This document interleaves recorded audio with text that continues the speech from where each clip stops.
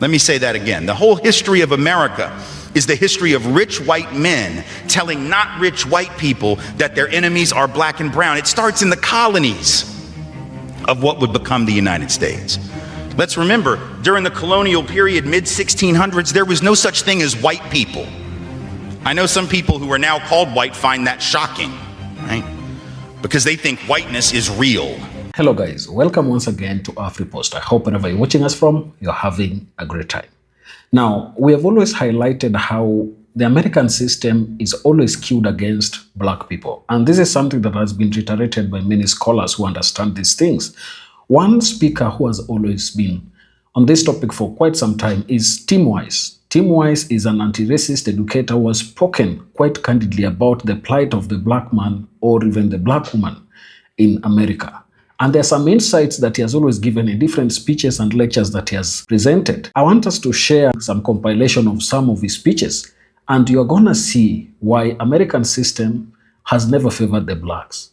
It has always been skewed and designed against blacks. Let's watch. Even when people are generally very progressive in the way that they think about a number of social issues, when we talk about race and we talk about racism, we almost always focus on the other, right? Those who were different from the dominant norm, whatever the dominant norm may be. So we put the spotlight on them and therefore the pressure. We put the attention on them and therefore the pressure. We may ask, for instance, what's wrong with them? And how can we fix them? How can we bring them, whoever they may be, into the mainstream of the economy? How can we bring them into the mainstream of the economic and educational systems? How can we make their lives better? And what do we need to know about them so as to help them improve their lives? But the underlying assumption of all of those statements and all of those things, even if they are well-intended and sound nice, the underlying assumption of all of them is that the deficit is to be found in the marginalized population, that they are the ones with the deficit, that they are the ones who need to be fixed. But what if the deficit is in the dominant culture and we're just not paying attention to that? What if the conditions of life experienced by marginalized populations, whether First Nations peoples here in Canada, whether Indigenous and First Nations peoples in the United States, or African Americans or Latinos in the United States, whoever it is, there's a big difference between guilt and responsibility, after all. Guilt is something you feel for what you've done, and responsibility is something you take because of the kind of person that you are. They're not, strictly speaking, synonyms. And so when we inherit the legacy, not of 36-and-a-half-hour-old gumbo, but the legacy of institutionalized racial and ethnic discrimination, oppression, privilege, and subordination, when we inherit the legacy of sexism and patriarchal oppression, the legacy of economic injustice, the legacy of straight supremacy, all the different forms of supremacy and oppression and suppression that exist within our cultures all across the globe, when we inherit those, and on this continent, we inherit that legacy of white supremacy. Let us be clear. Let us name it and call it what it is. We inherit a legacy of white supremacy. We have to be responsible for how we find it, not because we are to blame for having created it, but because we're the only ones left to do it, you see. We have to take responsibility for things as we find them, even if we don't create them. At least in theory, that's what we do with ecological destruction and environmental damage. You and I did not individually, I assume, go and belch toxic waste into the air, inject it into the soil, dump it into the waters on this planet, but somebody did, and we're now living with it. So we either clean it, or we can sit around and say, well, I didn't do it, I'm innocent, it really wasn't me, you can't blame me. But that doesn't really take care of the problem. If you ever become the CEO of a corporation, I don't know why you'd want to, but if you do, you won't be able to come in on the first day of work and say to your board of directors, I can't wait to make use of all the assets you people were able to get before I came on board, all the assets you were able to develop, all the revenue you were able to generate. I can't wait to take advantage of that. But as for all those outstanding debts that you ran up, like your bills and the loans that you took out so that you could grow the company, no, I don't have any intention of paying those. That was the last CEO. You really should have gotten him or her to do that. I'm new, I'm innocent, I just got here, you see. There's a difference between guilt and responsibility. Let me say that again. The whole history of America is the history of rich white men telling not rich white people that their enemies are black and brown. It starts in the colonies of what would become the United States. Let's remember, during the colonial period, mid-1600s, there was no such thing as white people. I know some people who are now called white find that shocking, right? Because they think whiteness is real, right? But whiteness was created. Europeans didn't call themselves white. We didn't call ourselves white. We weren't all members of one big happy family. Are you kidding? Have you studied the history of Europe? The history of Europe was about killing each other. That's what we did in Europe. We just killed each other. Before we figured out there were other people to kill, we just killed each other, right? I mean, that was the history of Europe. The English hated the Irish, right? Northern Italians didn't even think that Southern Italians were Italians. The Germans hated everybody, and everybody hated their ass right back, right? There was no team called white, no race called white, but all of a sudden, in the middle of the 1600s, there was. Why? Why was it suddenly necessary to create this thing called the white race? Well, because rich people can count, that's why. And so rich folks looked around, the ones that owned all the land, you know, in the colonies, the colonial elite looked around and they realized something, that they were heavily outnumbered by African enslaved folks, by European indentured servants who were just one level above a slave, or other Europeans who weren't technically indentured servants, but they were still peasants, didn't have any money, didn't have any land, and they could do the math. They added it up and they were like, damn, we got to figure out a way to split these folks apart from one another or they're going to rise up and take our stuff. This colorblind response, this post-racial response that says, oh, let's not name that elephant. Let's not call out what it is we're seeing. Let's redefine it, right, is an extraordinarily dangerous gamble. And we see it at every turn. So when former President Carter made the point that some of that overt resentment was about race, you know, the president and all of his advisors rushed to dismiss that, even as obvious as it was that Carter was speaking the truth. They all said, oh, I'm sure that's not it. I'm sure they're just anxious about the economy. That's not credible. And for a president to say that, and for his handlers to say that, I'm anxious about the economy. Everyone in here is probably anxious about the economy. But I've never, as a result of my economic anxiety, felt the need to go get a sign with a picture of a president dressed in an African witch doctor costume with a bone through his nose and go to a rally as a way to try to find a job. Like, I'm unemployed and I'm upset and this is all I could think of. What? Right? It's not about that. It's about something else. And the fact that the president has to second guess the abuse, the most powerful man in the world, arguably, but he can't even name what is obvious. He can't even call it out for what it is. You can't criticize an act of racial profiling by the Cambridge Police Department without being attacked. You know, when Henry Louis Gates got stopped by that officer for trying to break into his own house, and the officer wanted to know, do you live here? He lived there for 8 years. But the neighbor who first saw him and thought he was breaking in didn't recognize him. This man is 57 years old, walks with a cane. He is not the typical profile of a burglar. Right? But the cop comes in, challenges Henry Louis Gates. Gates gets angry at the cop, as you would too if someone accused you of breaking into your own house. So he gets a little mouthy with the cop. You know, the cop doesn't like that. Arrest him for disorderly conduct. Now, here's the trick. In the state of Massachusetts, talking back to a cop, even yelling at a cop, is not, in fact, disorderly conduct. Not a smart idea. I don't recommend it, but it is not illegal. So when they arrested the man, but the danger in therefore deciding we're not going to talk about this systemic injustice anymore because we got to protect him. Because you don't want those white folks to become allies. You don't want those white folks to act in solidarity. You don't want them to learn the truth about the history of the country. And you say it's because you're trying to protect their feelings. That's what they say, right? We don't want white folks to feel bad about being white. Nobody's trying to make anybody feel bad about being white. But if that is your concern, there's a really easy solution. Teach about some different white people. Right? If you're feeling guilty about white folks, and maybe you just need to focus a little less on Andrew Jackson and a little bit more on people like Jeremiah Everts, who was a white man who's one of his principal opponents to indigenous removal. Because there were white folks who stood up against that mess. There were white folks who joined the abolitionist struggle, whose names we don't know. Lydia Marie Child, the Grimke sisters, John Fee, an abolitionist preacher who was defrocked from his church by the Presbyterian Synod because he refused to minister to slaveholders, founded Berea College in Kentucky. Right? Why don't we know these people's names? Why don't we teach these white anti-racist allies who acted in solidarity with black peoples? Right? Because if you're concerned that anti-racists like me are trying to make white people feel bad about being white, and I'm telling you, no, there are these other role models that we could have. Why don't you want to teach about them? That would be the solution to white guilt, right? You don't have to feel guilt and shame when you know you got a choice to make. And here are these examples of people who made that choice. Joan Trump-Auer Mulholland in the civil rights struggle, Bob and Dottie Zellner, Connie Curry, Virginia Foster Durr. Like, I could go down this list, all these names of people who have fought. Some of them died for the cause of racial equity. There haven't been enough of us. I mean, there have been enough who've died, don't get me wrong, I didn't mean it that way. But there haven't been enough of us who joined in solidarity, but we've always been there. Why don't we learn about those folks in school, see?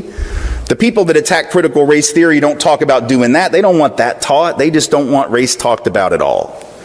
They don't want us to deal with what's real. So it's never too young to start talking about these things. We have so many folks in this country, though, that are afraid. They don't know how to do it well, so they'd rather just not do it at all. And for most white Americans, we simply don't want to acknowledge the reality that black and brown peoples have known for very long in this country, which is that systemic racism is fundamental and foundational to the country. And if you say that in a public school in the state of Tennessee this fall, right, you're going to risk getting fired, I guess.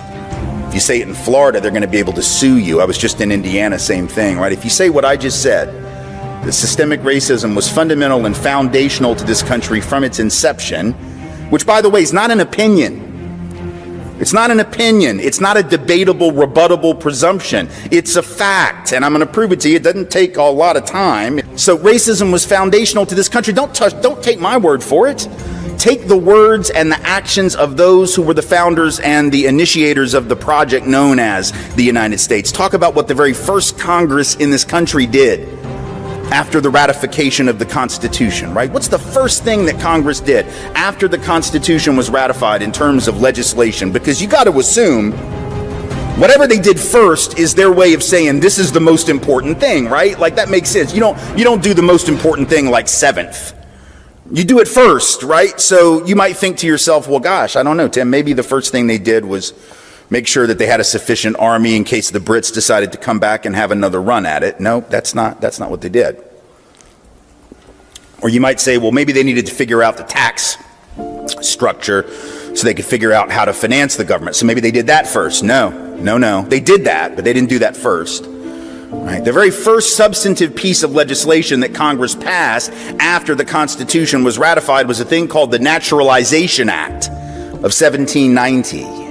It's not something we learn about in history class, very many of us in high school. I certainly didn't. And I was in AP history, which they say is the history for the smart kids, right? But they apparently didn't think we were smart enough to handle this truth, even in the 1980s, let alone now with all this backlash happening. What did the Naturalization Act of 1790 say? The first thing that Congress decided to take care of. What did it say? It said that all free white persons and only free white persons could be citizens of the United States. In other words, the most important order of business in the mind of the founders and the first Congress was to make sure that everybody understood, before we dealt with the army, before we dealt with taxes, before we dealt with tariffs, before we dealt with any of the economic stuff, just make sure y'all know that this new thing here is for us and only us. And nobody who is not white will be considered a citizen of the United States. That tells me that white supremacy is there at the birth, right? It, of course, was there before that, really going back to the colonial period. But I'm just saying, in the actual history of the country's laws, it's there from the beginning. Again, not an opinion. There is no rebuttal to what I just said. It happened, and it reads exactly as I say it reads, with the intention that I suggest it had. So then the question is, do we understand what the legacy of that kind of germ of white supremacy is? Do we just assume that that doesn't matter, that it doesn't bear fruit? Right? Do we assume that the policies that flowed from that assumption about who could be a citizen and who couldn't, that those policies would create damage perhaps in their own time but not in ours? As if somehow you just flick a switch, you pass a law, and all of the inertia of the past several generations goes away? See, come on, y'all. It's 1963. We know the answer. This is before the Civil Rights Act, before the Voting Rights Act, before the Fair Housing Act. It is the year of the March on Washington, the year that Medgar Evers is shot down dead in his driveway in Jackson, Mississippi, the year that Governor Wallace stands in the schoolhouse door at the University of Alabama and says, segregation today, segregation tomorrow, segregation forever. It is the year that he turns those dogs and water cannons in Birmingham on those children at the behest of Bull Connor. So we know the answer to the question. This is not a hard pop quiz. The answer is no, but what do you think white Americans in 1963 said? 2 out of 3 answered the question, yes, everything here is fine. There is nothing to see. And in 1962, Gallup asked white folks a slightly different question, but only a year earlier. The question was, do you think black children have the same chance to get a good education in your community as white children? Once again, y'all, easy question, even easier answer. It is only 8 years after the Brown v. Board decision, but we know it is well before any schools actually moved to create equity, whether with all deliberate speed, as the court suggested, or not. And yet in 1962, when white folks were asked that question about educational equity, do you think it's real? 85 out of 100 white folks said, yes, everything is fine, nothing to see here. Now, come on. There are only 2 possible explanations for why the vast majority of white folks couldn't see the truth. Explanation number 1 is that white folks are just so stupid and ignorant and cold-hearted that they just can't see or just refuse to see. I don't happen to believe that's true. Were there people like that then? Are there people like that now? Well, of course. There are people like that in every generation, every racial or ethnic group, cultural group, every part of the country, of course. But I don't believe for a second that explains 85 out of 100 or 65 out of 100, whatever the 1963 question was. Right? I think there's an easier and a more disturbing answer to the question, and it's about privilege. The reason white folks didn't know is because they didn't have to know. Right? If you were white in 1963, did you actually have to know black folks lived reality? Even though it's being beamed to you every night on the TV, every night. There were only 3 stations, y'all. It's not like you could ignore it, right? We didn't have all these stations. Y'all know that. We had 3 stations. They went off at midnight with the Pledge of Allegiance or the national anthem, and then it just was like gray matter for like 6 hours until it came back on. So the idea that you could have somehow missed what was happening in Birmingham, missed what was happening in Mississippi, missed what was happening during the March on Washington, 200,000 people on the mall down the road, right? How could you miss it? It's not like you, oh, I'm sorry, I was watching Netflix. No, you weren't. You were watching Walter Cronkite because it's all there was. Because if you know the history of the whole concept of whiteness, if you know the history of the whole concept of the white race, where it came from and for what reason, you know that it was a trick. And it's worked brilliantly. See, prior to the mid to late 1600s in the colonies of what would become the United States, there was no such thing as the white race. Those of us of European descent did not refer to ourselves by that term really ever before then. In fact, in the old countries of Europe, we had spent most of our time killing each other. We didn't love each other. We weren't one big happy family. The side of my family that comes from Scotland, hell, they didn't even worry about fighting people outside of Scotland. Highlanders and lowlanders just fought the hell out of each other. So there was no white race, but in the colonies of what would become the United States, what did we see in the 1660s, 1670s? We began to see that Africans of indentured servant status, many of them not enslaved yet, they were not necessarily permanently enslaved. Some were, others were indentured like many poor Europeans for periods of 7 to 11 years. They could work off their indenture and then they would be free labor technically. Realized, as did the white indentured servants, the Europeans who hadn't even been called white yet, that they had a lot of things in common, like the fact that they were all getting their clock cleaned by the elite. And so they would get together more than our history books taught us, to foment rebellion against the elite, to try to get a better deal for themselves on the basis of economic necessity and economic justice. And what did the elite do? When you see that you're outnumbered by black and white folks who are penniless, landless, peasants, you have to do one of 2 things. You either have to kill them all, but you can't do that because who's going to work? Rich folks weren't going to. They had to get poor people to work. The whole point was to be a person of leisure back in those days. That was the goal, was not to work. So you couldn't kill them all. You didn't want to kill them all. You had to do the work yourself. You had to build your own levee, build your own house. No. Pick your own tobacco, harvest your own cotton. No, we're not going to do any of that. So you can't kill them, but you can co-opt them. And so the elite in Virginia, for example, in the colony, begins to give certain carrots to people of European descent saying things like, we're going to let you own a little land, not much, but just a little, and we're going to get rid of indentured servitude. Now you're free labor, and by the way, once you're free labor, you get 50 acres of land.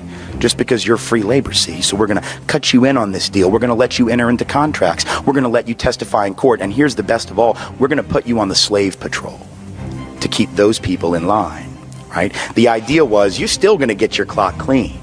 We still don't like you. We still aren't going to really empower you or change your economic subordination, but we're going to make you honorary members of this team, and you're going to help us keep those other people down. They got a little taste of power, and it did effectively divide and conquer those coalitions. Those rebellions began to stop almost instantly. Fast forward to the Civil War era, you have rich white folks in the South, where I come from, standing up and openly admitting that the reason they're prepared to secede from the Union, and the only reason they ever articulated publicly, ever, was to maintain and extend slavery and white supremacy not only where it already existed, but into the newly acquired, that is to say, stolen territories from Mexico to the west. That was what they said. Now we lie about it. We say it wasn't about slavery, that it was about states' rights. Yes, the right of the states to keep and maintain slaves, exactly. But back then they had no shame, so they didn't try and cover it up. They openly said it, but once again, the rich didn't want to go do the work. Are you kidding? No, they're going to get poor people to go fight for them. And the poor folks didn't even own slaves. Now think, how do you get poor people who don't even own the shirt on their back, let alone slaves, to go fight to keep your slaves for you? You've got to convince them that their skin is more important than their economic interest, because think about it. If I am a farmer who has to charge you $1 a day or $2 a week to work on your farm and harvest that tobacco or pick that cotton, but you can get a black person to do it for free because you own them, who's going to get the job? Not me. In other words, slavery actually undermined the wages and the wage base, the economic floor of the typical white working class or low income person. But they were told, if these people are freed, they're going to take your job. No, fool, they got your job. That's the point. And so at some level, again, working class white people being harmed by white privilege, relatively being advantaged, right? Being given a leg up, being given a membership to the club, but in absolute terms being kept economically subordinated by the very thing that gave them a sense of superiority. How's that for irony? Then in the present era, this hasn't stopped. This is not ancient history. Now we have people running around insisting that we should close the border with Mexico because if we don't, the wages of working class people will continue to fall. The implication being that the only reason workers are paid like crap in this country is because the border is open. But if you believe that, you would actually have to believe that if that border were closed, that all these owners of capital and industry would just say, oh, well, you figured us out. Here, it's a raise. Do we really believe that the only thing keeping bosses from paying people more is the presence of low-wage, medium, semi-skilled labor? 90% of the white folks in St. Bernard Parish voted for David Duke, white supremacist, neo-Nazi, former head of the largest Ku Klux Klan group in the United States when he ran for governor in 1991. 7 out of 10 gladly voted for him because he was blaming black folks for all of their problems, and they bought it. What's the irony? The irony is that while they were blaming black people for their problems, while they were blaming black people for the conditions of the greater New Orleans area in which they lived, nobody was paying attention, least of all they, to the fact that these white elite politicians, either in Baton Rouge or in Washington, whose job it was to secure those levees, to make sure that levy funds were spent in the proper way and that they were spent at all, those mostly white and mostly elite politicians did nothing. At the end of the day, it wasn't just the black folks in the lower ninth ward they didn't care about. They really couldn't have given a rat's ass about those poor and working class white folks either. And yet, when the people of Chalmette, people of St. Bernard Parish got back into session, first time they had a city council meeting, parish council meeting after the flooding, the lights aren't even on yet. The water isn't even hooked up. And the first order of business was to pass an ordinance saying that you couldn't rent property in St. Bernard Parish to anyone who wasn't a blood relative. Now, I'll leave it to your imagination as to why you'd want to pass a law. That law had never existed before. But now that it's been emptied out and you don't know who might come back, that's a damn good way to keep black people out, isn't it? Because if you're 95% white to begin with, if you pass an ordinance that says that, that's a great, you can't say no blacks need apply. You can't say no blacks allowed, but that was an ingenious way to get around the law. Now, they got caught. There was a lawsuit threatening they got rid of the ordinance. But my point in bringing it up is to say, once again, divide and conquer is working. These white folks in Chalmette need to march across that canal and join hands with the black folks who've been sitting there more than willing to work with them for an awful long time, and march on Baton Rouge and march on DC and march on the Corps of Engineers and recognize their commonality of interest. But the whiteness and the lure of whiteness has tricked these have nothing in their bank account white people into believing that they got more in common with the rich white folks on St. Charles Avenue that didn't lose anything in that flooding than they have in common with the black working class folks who live about 500 yards away. From that compilation alone, we're able to see that Tim Wise is one of the bravest and candid white speakers on issues about racism and white supremacy. And you never get such kind of people easily. You will not get a lot of white people defending black causes the way Tim Wise supports blacks. And I think he's somebody that needs to be commended for the work he's doing. Tell me down in the comment section what your opinion is about the entire clip that I've just played for you. And if you're watching us for the first time, please don't forget to subscribe to our channel, like this video, and also share. Thank you, and may the good Lord bless you. Goodbye.